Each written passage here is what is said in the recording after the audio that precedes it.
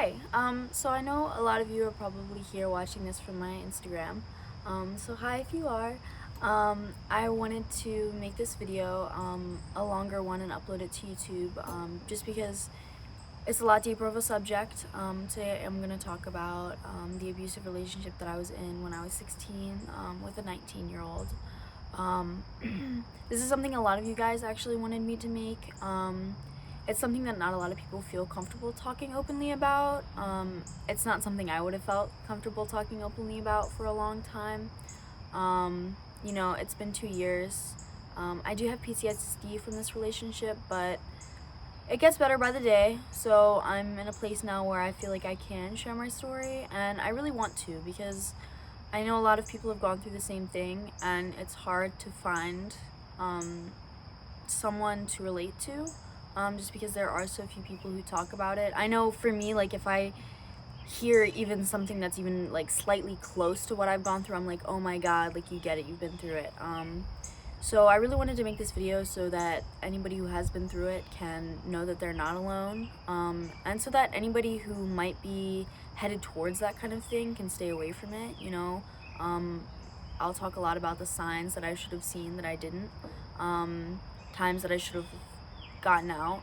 Well, I should have gotten out from the beginning, but point is, if you're younger, 15, 16, 17, and you have that mindset of, oh, well, I want to be with somebody who's older because, I'm mature and they'll be more mature and all that stuff. I hope this video makes you rethink that a little bit, because I had that mindset that I knew everything and this older boy likes me and that was so cool. It's not cool. The power dynamic there is not okay. Usually it won't work out, if you're 15, 16, 17 with somebody who's 19, 20, 21. That's not all right. That's not okay. I don't care if it's technically legal where you are. Generally, those types of relationships do end in abuse just because of the power dynamic and the age gap there. Obviously, the age gap matters less when you're older, but when you're young like that, it really does. There are a lot of men who prey on those girls who are young and empathetic, and they're narcissists. That's how they prey. So yeah, getting into it, I'm sorry if I look down a lot. I had to kind of like write everything out. Like I said, I have shit. Oh no. Oh man. Oh man. Like I said, I have PTSD from this relationship, so a lot of the memories and everything that happened is very like jumbled and blurry in my brain.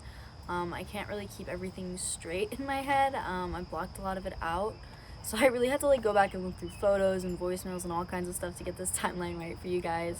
But yeah, I really wanted to kind of just go through and talk about how it progressed and how it got worse, and just my experience and how I ended up getting out for good. So we first met late January of 2018. When we first met, I drove to his house in Ocean City, and I lived in Rehoboth Beach at the time, so it was about a 45-minute drive.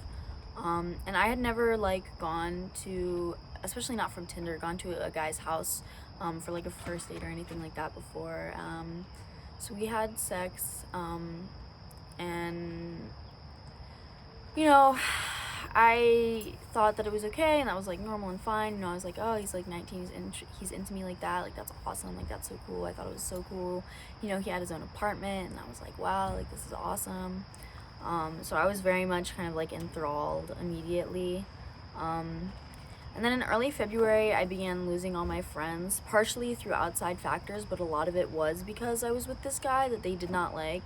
And he was encouraging me to be mean to them, and to, he himself was threatening them, and he was encouraging me to be angry about it and to cut them off and to drop them. And he was telling me, they're no good for you. I'm the only person that's gonna ride for you, and blah, blah, blah, all this, that, and the other. And I listened and I believed him. Since then, I've reconnected with all of those friends, and we've talked about it, and they were 16 and they didn't know what to do, and they thought maybe giving me some tough love would help me leave. Unfortunately, it didn't. Unfortunately, it drove me closer to him. That's not their fault. I don't blame them for that.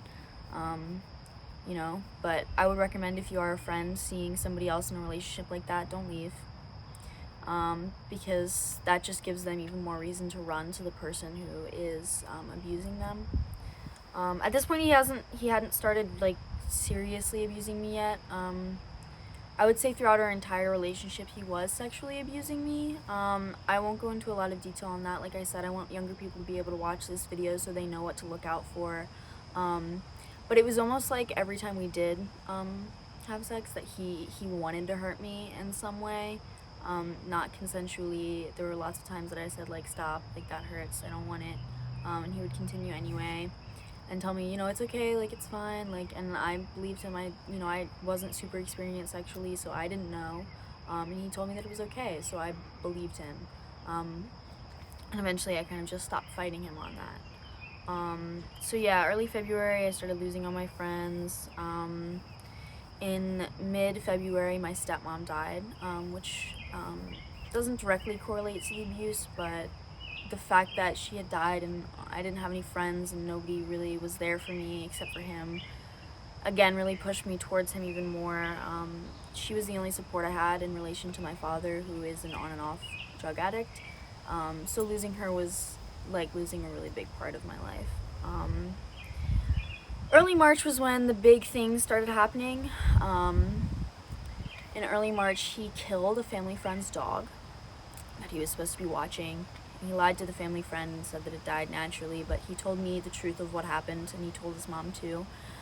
And as much as we cried and said, like, no, we don't want to hear it, please don't tell us, like, I don't want to know, he told us anyway. He told me multiple times. It was almost like he was proud of it, proud of killing this dog. So mid-March was when he started getting, like, a little bit verbally abusive. He would get, like, or more or less emotionally manipulative. He would get mad if I was, like, smoking weed without him, or if I was, like, just home without him or just not doing anything and not hanging out with him. He would be, all upset, like, you're leaving me alone, I'm leaving him out, he's all by himself, we're all each other has, blah, blah, blah. And so I was definitely falling into that because by then I had completely lost all of my friends, so I didn't have anywhere else to turn. Then April 12th, he went to jail for drug charges. I took him to court that day and they took him away, and I had to drive back to his house, pick up his dog, and take his dog to my house, where I then had to figure out how to get in contact with him from jail. I paid for him to get a calling card, and yeah, we talked on the phone every day. He asked me to marry him over the phone. We had been together for like 3 months, and I didn't know what to like do or say. He went on this whole like tangent about how like I'm the only person he has, and being in jail made him realize like how much I mean to him and all this stuff. And I was like absolutely shell-shocked. Again, I'm 16. I was like, oh, okay. Like, oh, okay, I guess, cool. He would get really angry if I didn't like speak sexually enough to him, and he would like go on about how, like it was always either like I was his everything or I just wasn't enough. He convinced me to come visit him, and I had to like take my mom, which was a whole thing. Really uncomfortable, especially, like I said, I was 16 years old, my boyfriend's 19, I'm with my mom visiting him in jail. That should have never happened. And then once he got out, he was there for about 2 weeks. He was on probation, but he lost his apartment, so I convinced my mom to let him move in. By now he didn't have a job, so he suggested that we start selling weed. I did have a job at the time, so it was my responsibility to buy the weed and then sell it. I was also going to school. He was pretty much just sitting in my room all day doing nothing. That was when he started blatantly like cheating on me, like just right in front of my face. He would be like texting his ex-girlfriends, I miss you, I love you, blah blah, all this stuff. He like had all of this like old perfume from his ex-girlfriends that he would like show me, be like, doesn't it smell so good, like I miss it. And be like, I was like, what? I didn't know what to do. He was like, oh, like, whatever, that, like, at the end of the day, like, I always come home to you, and you're my number one, you're my ride or die, I just like attention. It's like, okay, again, I was not very well versed in relationships. I didn't know that, that wasn't okay, and that, like, that's not fair or even, or, that's not what I wanted, but I wasn't strong enough to tell him that. So, yeah, and then the violence first started one day. It was just me and him. We're home alone, and I can't remember why he got angry. I can't remember any of the times really why he got angry, except towards the end it was generally directed towards me trying to leave. But at this point I don't know why he got angry, but he started screaming at me and punching walls. He told me leave, like get out. We were in my house, but he was like, get out, like you need to leave right now. He pretty much like forced me out of the house, and I like grabbed my keys. I was like, what's happening? And I like got in my car, and as I was walking to my car, he was like banging his head on the glass door, on the like glass storm door, absolutely like having like a whole breakdown. And so I was really scared and I didn't know what to do, so I called my mom, and she said she was gonna call the police, and I was like, no, don't do that, you know, it's okay. So I didn't come back later until she was already there, and I asked her not to kick him out immediately. I was going to work the next day. I was like, let us find him a place to go first. But while I was at work the next day, she called the police and had them come take him. They took all of our drugs and stuff. Luckily, they didn't charge him or me or anyone with that. But yeah, she kicked him out. When I came home from work and found out, I was so angry because I asked her not to and she promised she wouldn't. And so I threw a bunch of clothes and all my stuff into the back trunk of my Pontiacs on fire, and I drove to Ocean City because that's where he was. And I found him, and my mom was like, well, you can't stay there with him. After a full weekend of me staying there with him, she was like, you can't stay with him. It's either me or your dad. So I convinced my dad to let him move in, but that only lasted like a week because my dad doesn't put up with things like my mom does. He pointed out that the relationship was weird and messed up. He was like, I'm not going to stop you, but this isn't okay. And he needs to leave.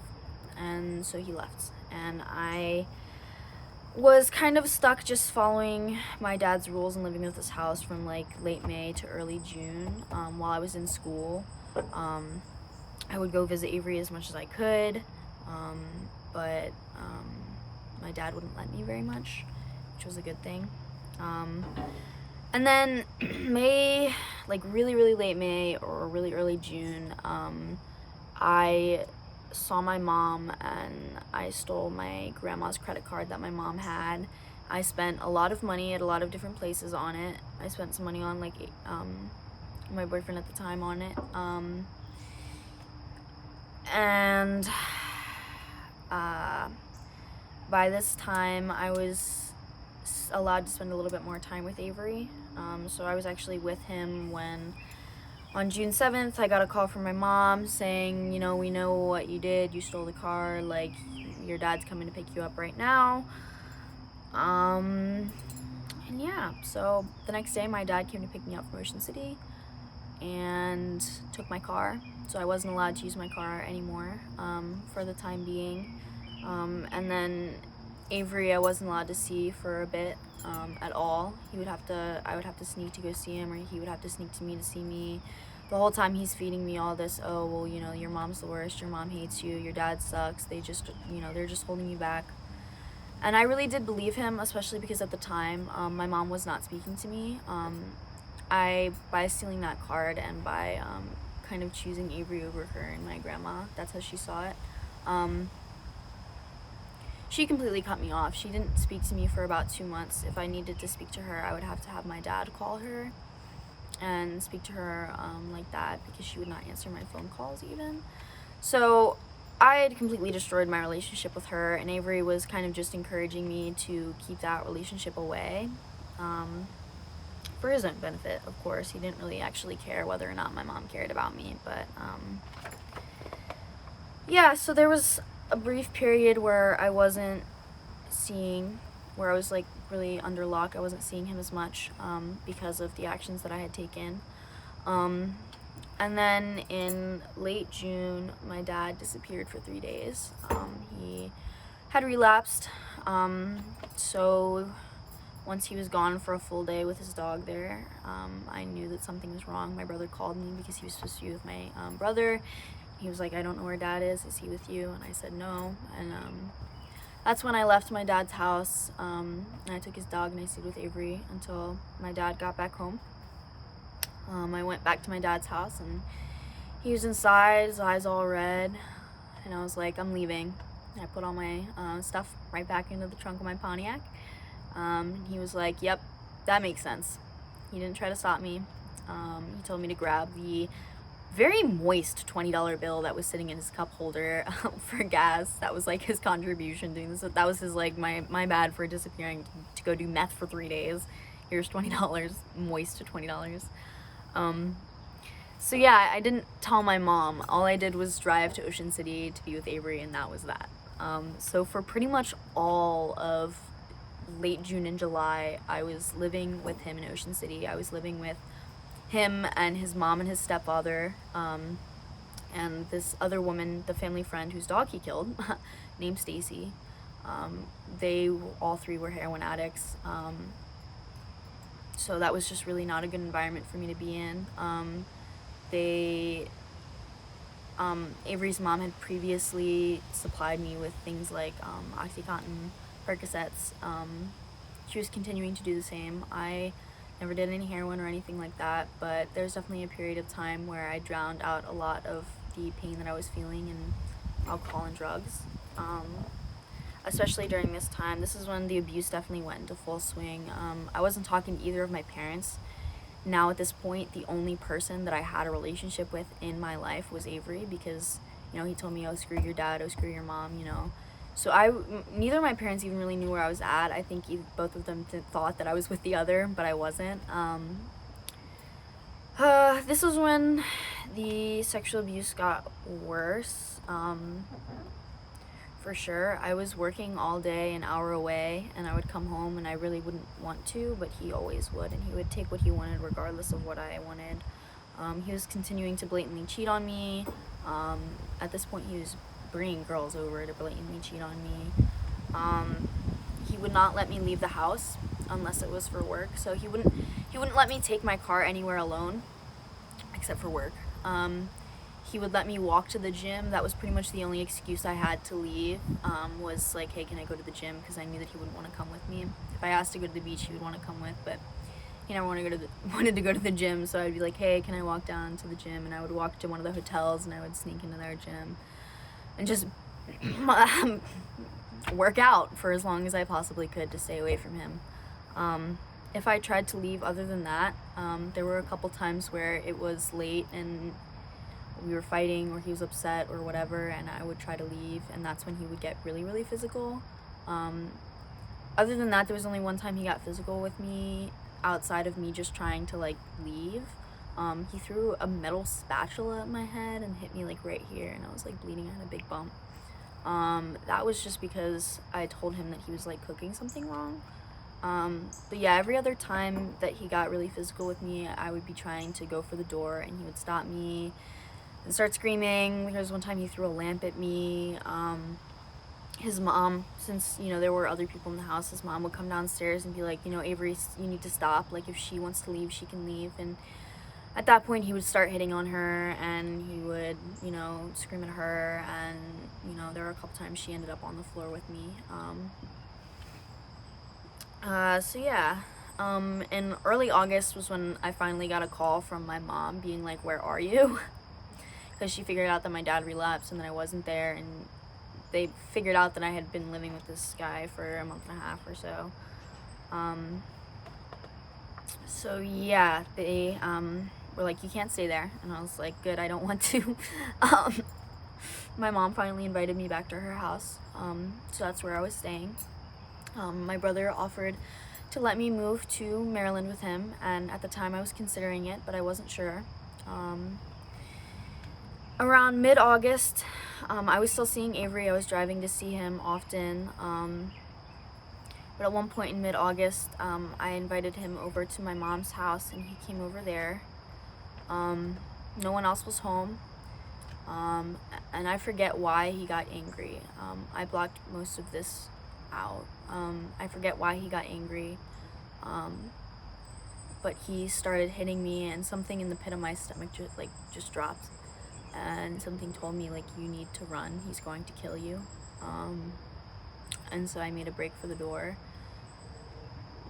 and I think I was only even like wearing a shirt and underwear, and I made a break for the door, and I got the door handle before he grabbed my hair and pulled me back onto the ground, and he sat on top of me and choked me unconscious.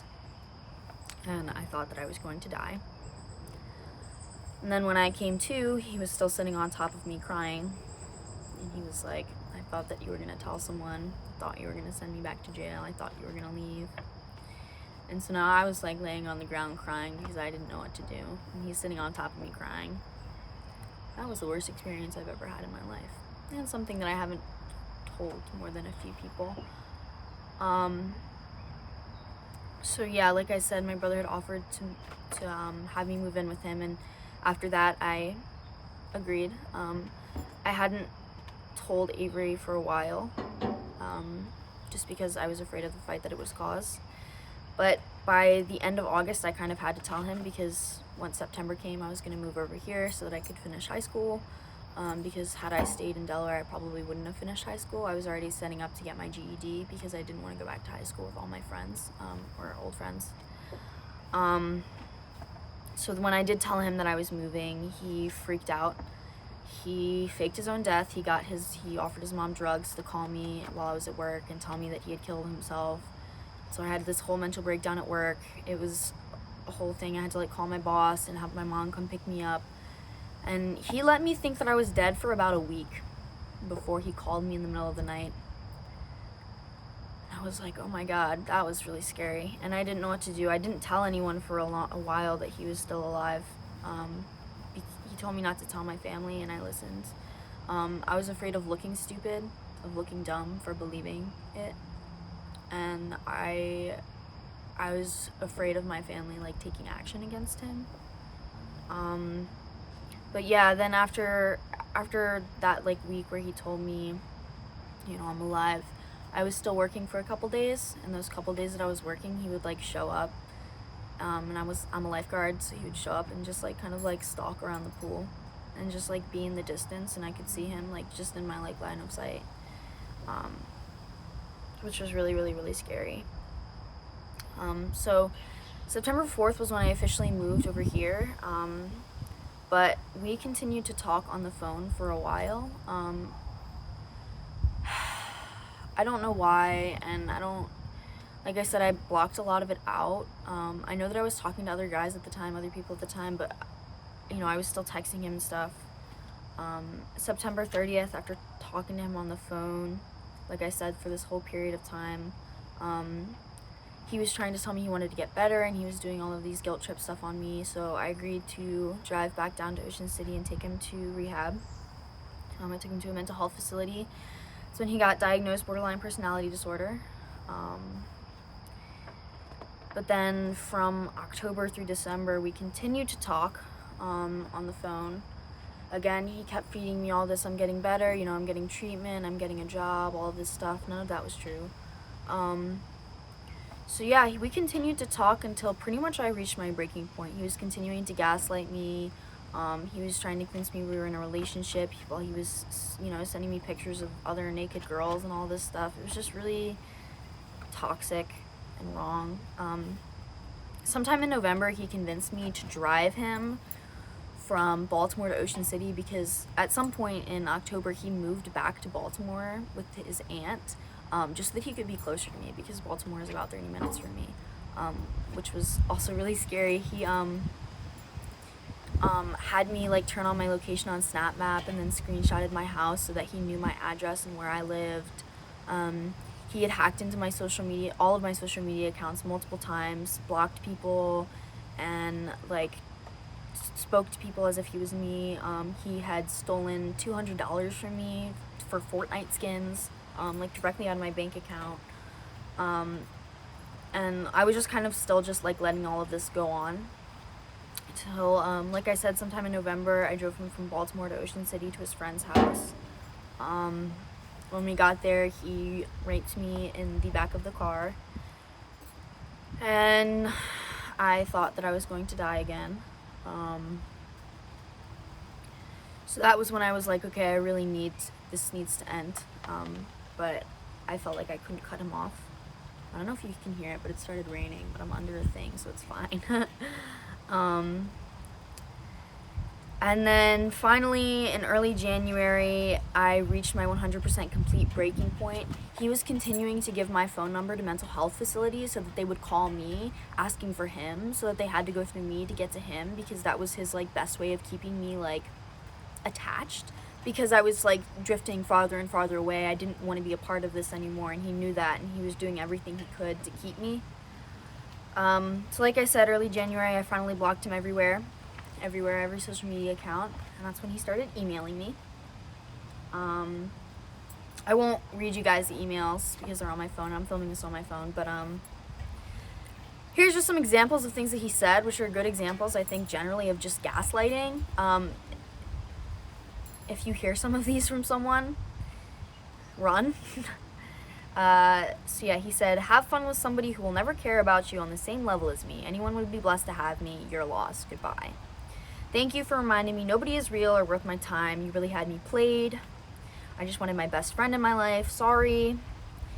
He said, you have this twisted image of me, but it's okay. I tried every day the last month to make you happy, and all you did was make me feel awful.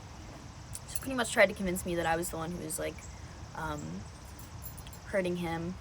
And I said, you know, Avery, you beat me, raped me, cheated on me. I don't know what you want me to say. And he would be like, I didn't rape you, and all this stuff. And like I said, it was back and forth like that until finally in early January of the next year, I finally had the strength to cut him off completely. After that, he continued to kind of like stalk me on social media. Every once in a while, I would just, like, he would hack into my accounts or something. It would just be like, it was always something. Even when, you know, I first started dating Calvin, like I said, most of you from my Instagram, so you probably know about all that. He tried to friend him on Facebook. He was continuing to like try and like follow my friends and stuff like that. At some point while I was with Calvin, sorry, there's a spider. He texted me and was like, you know, like, I'm getting better, you know, I want to make amends, and I want to apologize for everything I did, and, you know, I said I accept your apology, but please do not speak to me again. He hasn't reached out really directly since then, but every once in a while I'll get random phone calls. He lives in California now, and I'll get random phone calls from like California numbers, and it'll like always be different. Sometimes it'll be the same, and I answer and it'll be like one breath and then it'll hang up. So pretty sure I know who it is. Pretty sure that he just doesn't keep tabs. So yeah, that's kind of like the whole timeline. That's everything that like I went through. This is really long. This is almost 30 minutes now, so I'll wrap it up. But like I said, if anyone can relate, I'm so sorry. But I wanted to share my story just in case anybody needed to hear it. I am here if you need to talk. Like I said, most of you probably know me from Instagram. My DMs are always open if you need somebody to talk to. I'm here. Please, like I said, if you're younger, avoid relationships with older guys. I know so many young girls who have ended up in the same type of situation, and it's so sad. And like I said, if I can help one person stay away from that with this video, then it's worth it. It's worth talking about. And, you know, maybe I will come back on here and make more videos about longer subjects. Maybe I'll make a longer video about bipolar disorder. I don't know. You guys let me know what you want to see and what you want to hear, or if you want to see or hear from me at all. But yeah, I hope this was helpful, insightful, educational. Hope it wasn't too much. Yeah, I'll see you next time, maybe.